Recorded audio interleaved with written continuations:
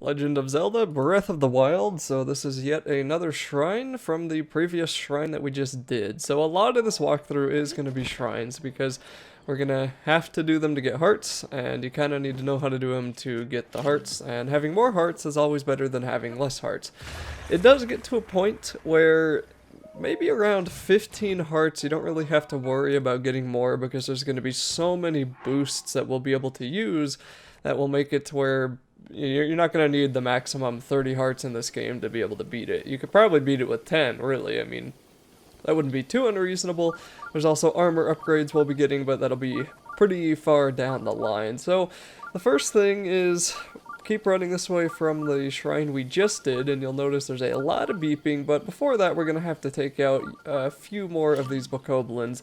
And it will eventually get to a point where I don't actually kill many enemies whatsoever. I will kill them every now and then when I need their parts, but unless I need their parts, I'm not really going to kill them a lot. I'm going to end up avoiding a ton of them. So something else I also want to demonstrate here is throwing weapons. This is not something I would really recommend ever, unless your weapon is just about to break and you're pretty sure you can kill someone, but in that case, I threw that throwing spear at the bokoblin, and if it were a headshot, it probably would have insta-KO'd him, but it wasn't a headshot, so it didn't even kill him, and I lost a spear that probably could have killed a lot more of these guys if I had used it normally. Spears are, in my opinion, better weapons than swords, or two-handed swords, because they give you a lot more range. They're really quick, and you can hit people without getting hit by them a lot easier. So I'm using a two-handed sword right here just to sort of show off these slower weapons, and they obviously do a little bit more damage than the one-handed, but you lose the ability to use a shield, and it also gives you a lot more opportunity to get hit. There was a explosive barrel there. I wanted to move out of the way just in case one of them hit it, because that definitely would have killed me too. And then I kind of had some bad luck here. I took a little bit of damage. I wasn't really paying too much attention, so I'm just going to eat some of the food that I cooked. And I'm going to try my best to avoid doing that, but you know, you can get food and all kinds of things as you're walking around exploring the world, and don't be afraid to cook up all of it. Make sure you have a pretty decent stock, and of course, if you just can't take out a certain amount of enemies, run away, come back later. You'll find some better weapons, and you'll have better luck later.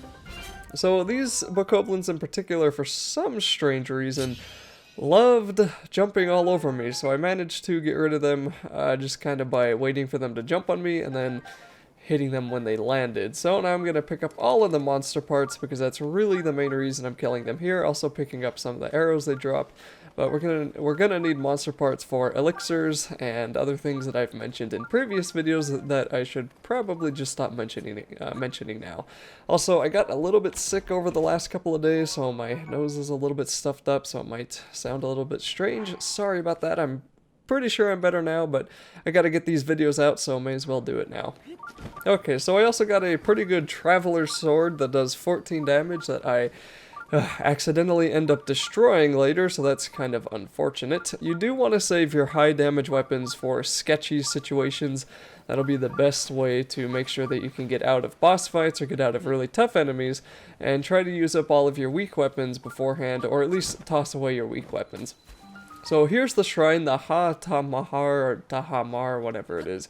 You'll notice there's spikes around it for some weird reason. Don't really know why they did that. You can get around them just by climbing up this mountain and gliding down in there. I'm not sure if you can destroy them any other way, but that is one way to get in there, so it works.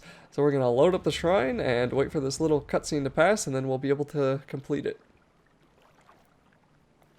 Now if you turn around, which I don't think I'll be showing in this video, but if you turn around from when I was looking at the shrine, then you will be able to see a horse stable, which will be the whole point of the next video.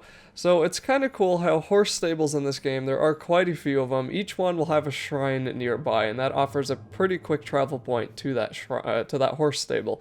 So this means we will soon be getting our first horse, and anytime you lose your horse or you don't know where it is, or if it's just too far away and you don't want to go get it, you'll be able to recall it at a stable, and being able to quick travel there will just be very helpful and convenient.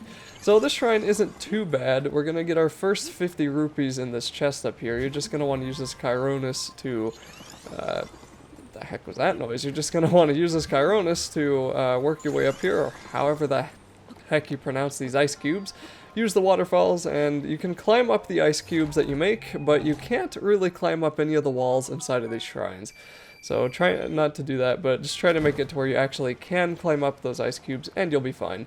So we get our first 50 rupees, and we'll be spending 20 of them in the next video, and if you want to have a lot of rupees, you're going to be better off selling things that you find. Finishing side quests, most of the reward will give you rupees for most side quests we'll be doing, but for the most part, it's going to be up to you to go try to find places to grind for a lot of rupees, and truthfully, you're not going to need more than maybe 20,000 total to get the most useful items in the game. Once you hit about 20,000, that should be just enough for most of the stuff you want to do, but you are going to want to try to keep a nice supply if you don't want to run out when you're playing through. Mostly it comes to buying arrows and buying other supplies like that. That's usually where your rupee cost is going to go. Once you spend a straight cost on a set of armor or fairy fountains, then you never have to spend that again, and that's kind of where your rupees can stack up.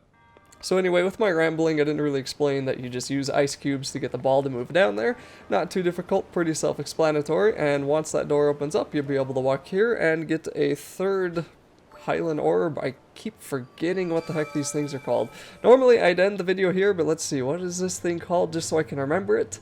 Because we're going to be seeing a lot of these. I should remember this, especially when I've got all 30 hearts on my other file. Spirit Orb! Duh, okay. Anyway, we'll get our third Spirit Orb, and pretty soon we'll be getting our fifth one. Fourth one. See, now I can't even count. So anyway, that'll be it for this video, and in the next one, we'll be going over how to get a horse.